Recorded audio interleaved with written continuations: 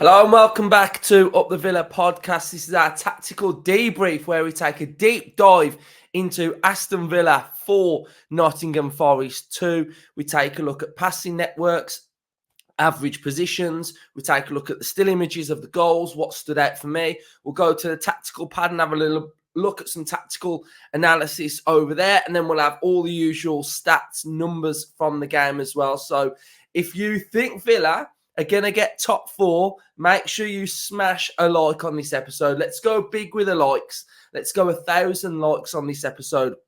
And this episode is brought to you by SofaScore, the quickest, fastest, and the best football app going. It's better than Live Score. It's faster than Live Score. And then you get all of these analysis and stats that I use on this show on a weekly basis. You get to have a look at the average positions. You get to look at league tables. You get to look at player comparisons. You get to look at individual performances of each individual player. So to support the channel, click the link that's in the description to this video. It'll download SofaScore for you and helps this channel out massively. So the day after, how am I feeling? I'm feeling excited, actually. I'm feeling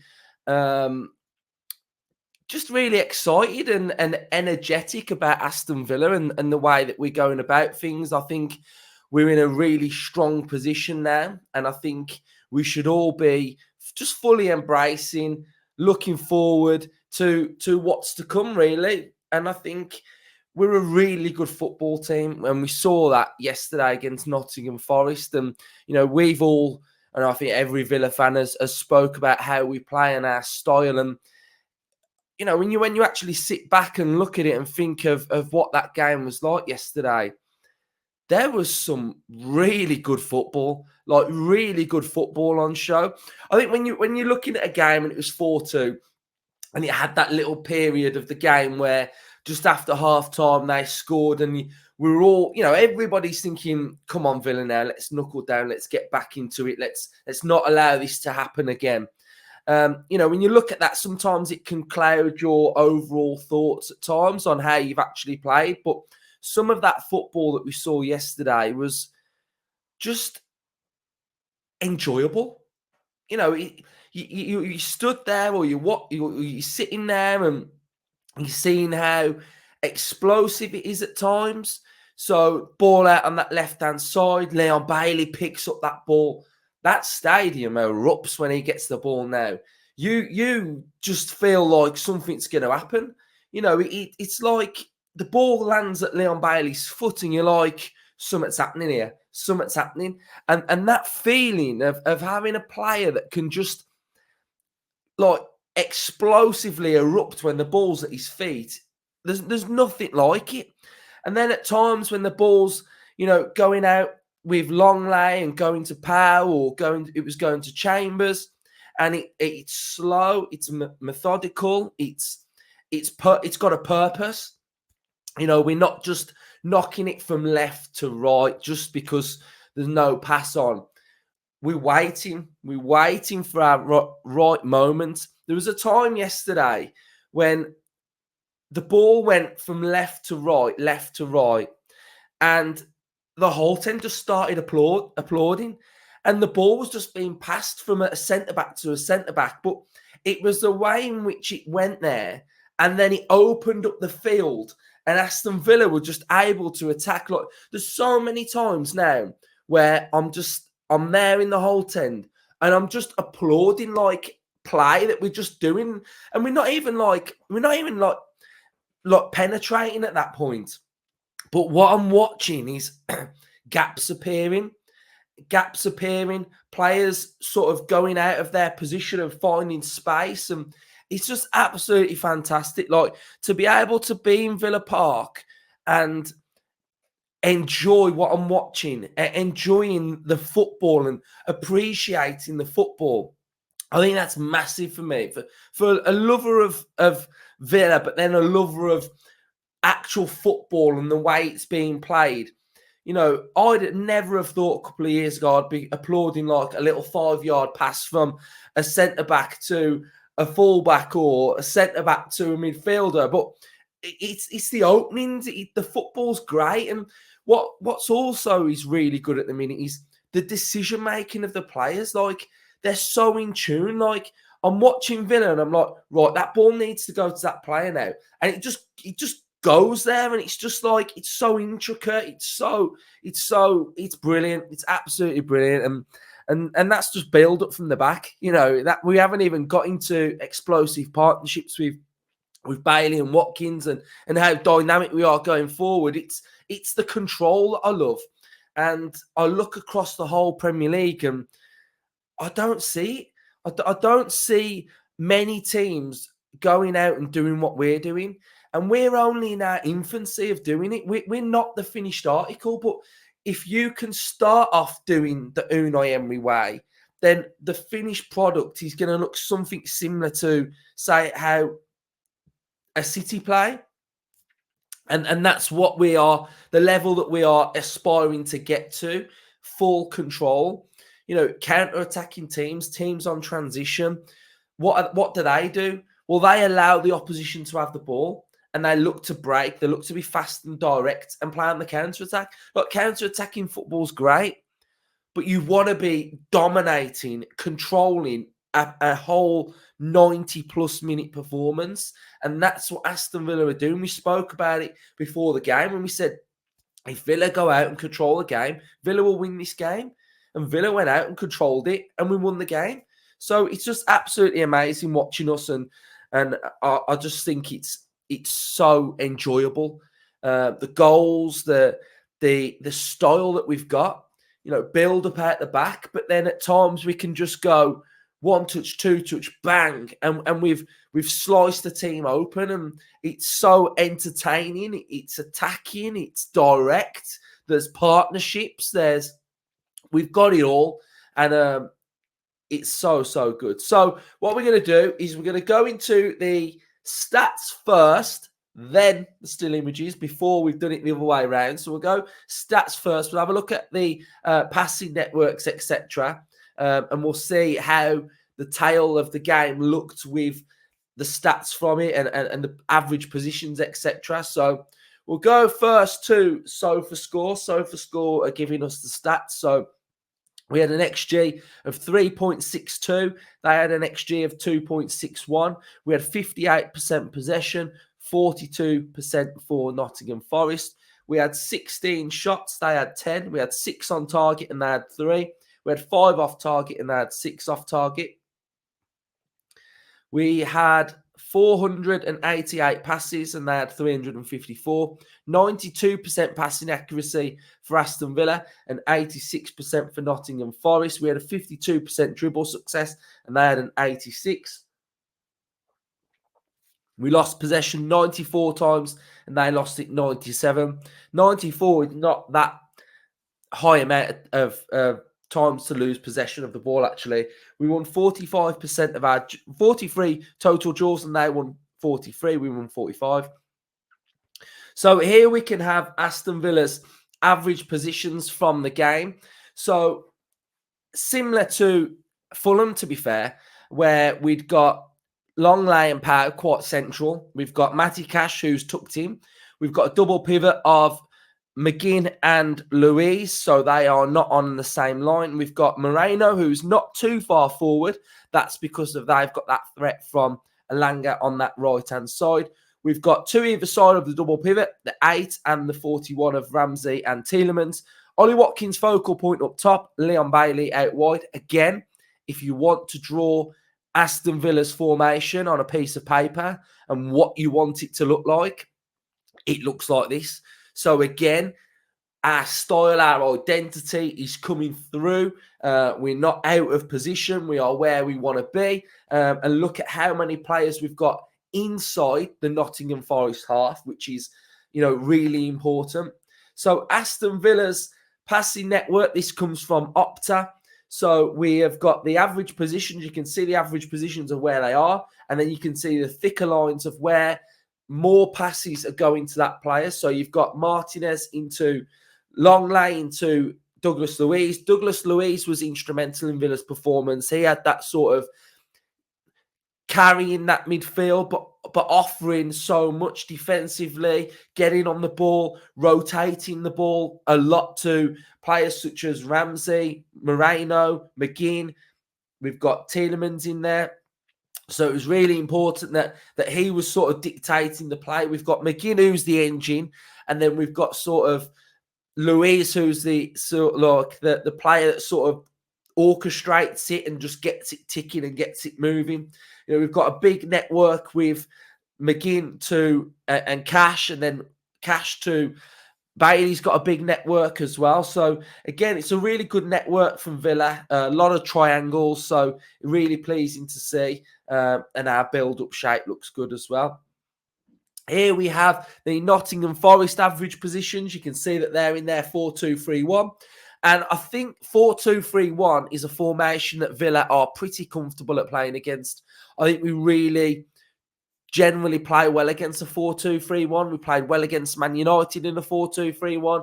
We played well against Fulham in that formation as well, although theirs slightly differs when Palhinha gets left in there on his own, and then the two go a little bit further forward and make up a four at the top. But this is a 4-2-3-1, and I think we get joy playing it. Why do we get joy playing in a 4-2-3-1? Is because our box midfield can override the midfielders centrally. I think if you looked at that game yesterday, Aston Villa dominated the midfield battle. You know, we dominated with McGinn, Luis, Tielemans, and Jacob Ramsey. We swamp them, we suffocate them. And then that leaves a 4-2-3-1 playing against Villa, leaves their team slightly exposed, because if you look at how they've set up here, you've got 14, you've got 21, who are the wingers, you've got number 9, Taiwo, who's their striker, and you've got Gibbs-White. So you've got 4 of their players that are in the Villa half, and then around that halfway line where you've got Villa's average position, so you've got a Luis and a McGinn, we've sort of got more numbers in there, so we're able to win that battle more. Yeah, on transition, there can be a bit more of a threat because they're over-committing to our fullbacks, basically, and they're high and wide. Whereas for us, I think we're more comfortable in central midfield, and I think that's where we're winning games, we're winning battles, we're dominating. You saw from the match preview that we do when we do, you know, that graphic we do when you've got the little squares and they're all sort of blue up until the halfway line. You know, Villa are very comfortable going up until the halfway line. So if we're dominating the games up until the halfway line, we're winning that battle, we're having territorial dominance, then that's Villa's strong point. So winning that midfield battle allows us to have creativity and freedom in other areas. So that's something that I noted. Villa playing against a 4-2-3-1, we are pretty comfortable. And then here we have the Nottingham Forest passing network. You can see that there's not as thicker lines as what Villa have got. You've got that ball that's going into Murillo and Niakate, number 40.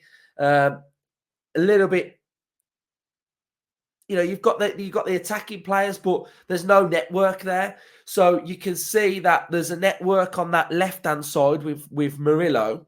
Dominguez and Danilo centrally have got a bit of a network. But really, when you're looking at that left-hand side with Hudson-Odoi, Morgan Gibbs-White, Taiwo, there's no network to Taiwo at all. And that was brilliant from Aston Villa. He never had a sniff. Gibbs-White, I think we kept him quite quiet. He didn't really get on the ball too many times. He scored a really good goal, which I thought was great. But apart from that, we kept that front line pretty quiet. They didn't really break through us at all, really, did they? So apart from that goal, they didn't have no dominance. And we dealt with their threat pretty well. Alanga and Hudson-Odoi were pretty quiet all game as well. So you can see that, and this highlights what I'm saying, really. You can see that Nottingham Forest get into that halfway line area, and then their game is breaking down. So when they're getting into that central area, Villa are dominating, and then we're able to show our style and keep their front four pretty quiet. And I think this graphic shows that up until you get to their front four, they're pretty quiet. So here we have a new graphic from Opta, which is really good. I like this one. And it shows all of the passes completed from a player. So here we have every pass completed by John McGinn, and the red are passes that were not completed. And then you've got the orange is the assist that he got. So you can see how dominant John McGinn is in and around that central area. He's only gave the ball away 3 times inside that sort of central area. And you can also see where he gets about the pitch as well. So from a player that's playing in a double pivot, he's moving out of that position as well, which is really, really important. So another one that I wanted to show you was Douglas Luiz. So Douglas Luiz is here is absolutely amazing. Again, you can see the ground that's being covered from Douglas Luiz. You can see the 2 passes that he gave away inside our half in that second half. And that's when Emery was fuming with him, telling him to regain control for Aston Villa. So I really like this graphic because it shows where they are on the pitch, where they're moving to, where they're more comfortable. And it's a really, really good graphic. Here we have the XG for Aston Villa. So you can see the bigger bubbles are better XG chances. So we've got a lot of XG there, which is really pleasing. And then this is Aston Villa's shot map, which again is really good. The green ones are the goals, the red ones are off target, and then just loads of shots going in. So absolutely fantastic. Right. So one thing that I want to just go to the tactical pad on and just show you how I thought it was quite comfortable for Villa playing out from the back. So Villa playing out from the back, I thought was really, really comfortable. And one observation that I had with Villa and what they were trying to do was, and I want to highlight this actually, because it's interesting to see how teams play Villa out from the back. And it's interesting to see how Villa play teams out from the back. And for me, this was quite poor from Forest, how they tried to stop Villa playing out from the back. So all I really saw them do was it was Taiwo Awanyi's position to cut out a passing lane to Pau Torres. But what that does is it's okay trying to shut down Pau Torres, but the ball can go to Longley, and Longley is still a pretty good passer. But what it was is because Taiwo was pressing on his own, so once that ball went to Longley, we'd be quite chill. We'd wait. We'd just bide our time. So Taiwo would come and try and press Longley. Longley would just knock it to Martinez, and then we're away, and then we've got more build-up as well. So it was pretty easy for Villa to play out from the back against Nottingham Forest because it was just Taiwo pressing on his own.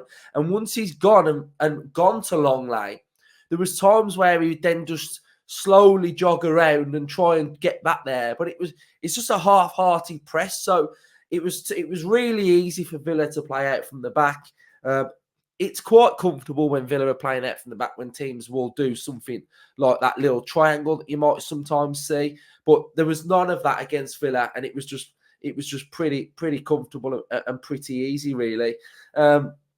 Something to note with Nottingham Forest, you can see from their average positions, you've got Murillo and Niakate trying to double up a little bit on Leon Bailey, but it was just too easy. And Watkins was getting a lot of joy. And you can see this from the goal, the last goal that we scored from their average positions, really, is that this role of Tielemans here is really important because Tielemans presses as well. So when Tielemans presses a back 2 or 2 players that are at the back, that's music to Villa's ears, really. So I thought that was really good that we were able to sort of use Tielemans in a real good pressing way. So we're going to go now and have a look at some of the images from the game.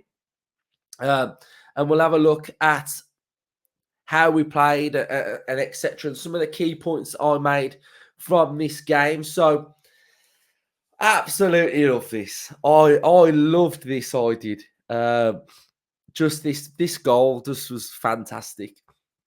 It was Leon Bailey at his wonderful, brilliant self. Again, I said on the match reaction that it looked like he nutmegged him, but he did something even better. And I can't believe how he do it, because it's just so good. But here you've got Villa. You've got Liam Bailey up against Murillo. You've got Ollie Watkins up against the centre-back. And then you've got Jacob Ramsey trying to get into the box as well early on in the game. But this is a fantastic goal for two reasons. One, this little touch here that Bailey does that sends the ball there. But Bailey then goes around Murillo to get that ball. It's absolutely fantastic how he does it. So he knocks it past him, runs round him. Not only does he run round him, but then he nutmegs the next player.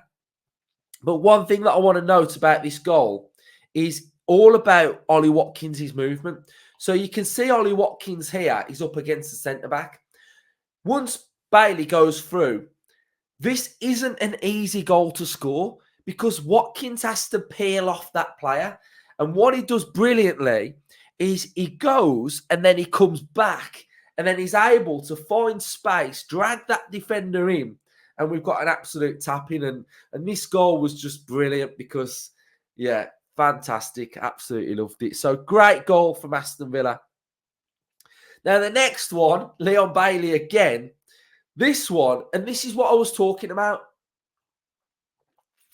This is what I was talking about earlier, where we play a pass and we just like, what a pass that is. Like, where's that come from? The angle doesn't look there. You know, he's up against three players really that are screening Bailey. The one that's by him. But he finds this beautiful pass here to Matty Cash, and Matty Cash takes up a really good position here because he's in space, and it's just absolutely brilliant pass. Great movement from Cash. And then what do Aston Villa do? We flood the box. We get players forward and we get players in that box, which is absolutely brilliant. So ball goes into Cash. Cash finds Ramsey. Ramsey then finds Luiz, and it's just a great goal. Next one we've got here, we've got Douglas Luiz's position that's in between two centre-backs. And then it's a brilliant cross from John McGinn. Again, a player that's playing in that double pivot. Look where our double pivot is. We've got one of them that's in the box, and we've got the second one that's putting the ball in. So our central players, and this is what we're talking about, we've got a nice position took up here from Yuri Tielemans, but with Villa's control, with our shape at the back as well, it's just a really well-worked goal. And just think, we haven't got a central midfielder that's in that area. We're flooding the box. We're getting players forward. And it was just an absolutely brilliant goal, brilliant cross. And a player that he's using his right foot when he's left-footed in McGinn. So quality stuff from John McGinn. Now, here's something that I want to touch on that is becoming a little bit of a problem. And I imagine it's going to be something that Villa are going to be working on tirelessly all week, defending set pieces. And it's something that we've been done twice, and it is the same goal that we've conceded. This goal is exactly the same as the Højlund goal, where Harry Maguire nods it back to Højlund. And it's the same goal. It mirrors it perfectly. You've got Ollie Watkins, who's in the exact same position that he was marking Højlund. And it's just something that we've really got to be aware of. There's quite a lot wrong with this for me. Villa go man for man and we go zonal. But the problem that we've got is that we're not picking up the loose players and we're not winning that first contact. And it's a problem. So what we've got here is we've got three Forest players. So we've got three Forest players that are in this zone here. Right, so we've got three Forest players that are in this little zone here. But what we've got with Villa, we've got 1, 2, 3, 4, 5. So we've got 5 Villa players against 3 Forest players. Now, surely, as a numbers game, that doesn't really need to be happening. But then what happens is Taiwo was unmarked, so he goes round there, heads it back across goal, and we've got 1, 2, 3 who are not goal side of a defender anyway. So we've got players that aren't goal side. We've got Watkins, who is sort of stuck in no man's land because if the ball goes over the top of his head, they're going to get a run on us anyway. So I just think that we need to make sure that first contact is really being won. And if that first one's not being won, then second one has to be retrieved. And I just think we need to really defend these a lot better because we can't just be having a header go across goal and someone having a tap in. So I think McPhee's really got to work on these, which I imagine that he does do, but it's not working. And I don't know whether we're not talking in there or we're lacking someone just going in there and winning it. But we really can't see this happening again because we've got Luton up next and they are very direct off set pieces. Now, if I'm their manager, right, I'm thinking we're having a field day here. So defending set pieces has got to improve this week at Villa, and we've got to get back on track of how we're going to start defending these because we can't have these peel off attackers just knocking it aimlessly across the box. So that's the only negative for me is this has got to improve. And yeah, I know we're missing Conser and Cars and height and presence, etc. But we need to defend better, basically. Right. So there we go. Then we've got this one, which I think was a bit unfortunate how we lost out on this ball in the first place. But you can see we've got our line here and Cash is off that line. He's kind of stuck in two ways, isn't he? Because I guess he wants to go there and he wants to go there. The ball's already been played. So positionally, we've had a little bit of a mare. But it's a great goal. You know, I think you look at it. Can it be avoided? Yes. Can we win that ball there? Yes. Should that line be better? Yes. But it's a great ball, great run, and a great finish. I think you've got to give him a bit of credit of that. That finish was brilliant, to be fair. And then finally, this is what I want to touch on as well. You can see here defending that they're in an awkward position here, and Villa are pressing. And something that gets overlooked is the Tielemans press. Off the ball, you know, it's about watching players off the ball in football quite a lot as well. So eyes can be drawn to Ollie Watkins, who's trying to retrieve that ball. My eyes are drawn to this man here, who is going to cut out that passing lane, who is going to stop that ball going to Danilo. And Tielemans was class here. He wins the ball, plays that ball. We expose Forest with that ball from Tielemans. And look at Leon Bailey's starting position. Starting position, finishing position is here. Commitment, desire, and aggression. Aggression from Watkins, aggression from Tielemans, and commitment from Bailey to get in that box and finish it off for Aston Villa.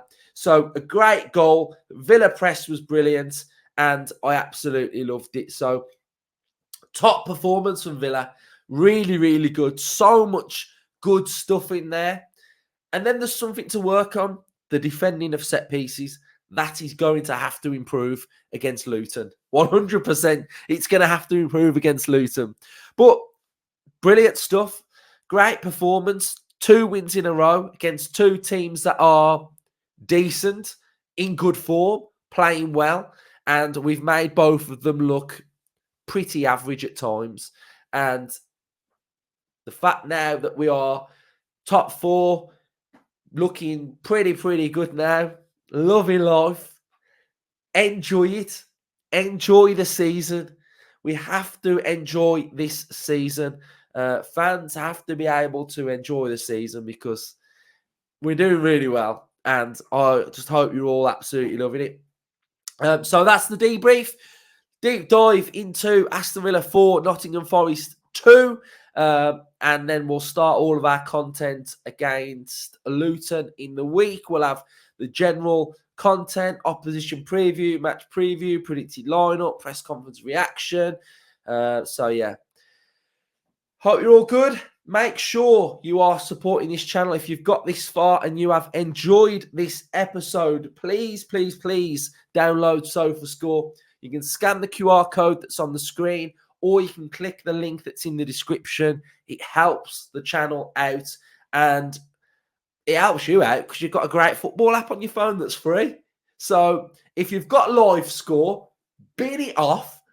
Don't know why you've got it. You don't need it. You need SofaScore. So support the channel. Help me out.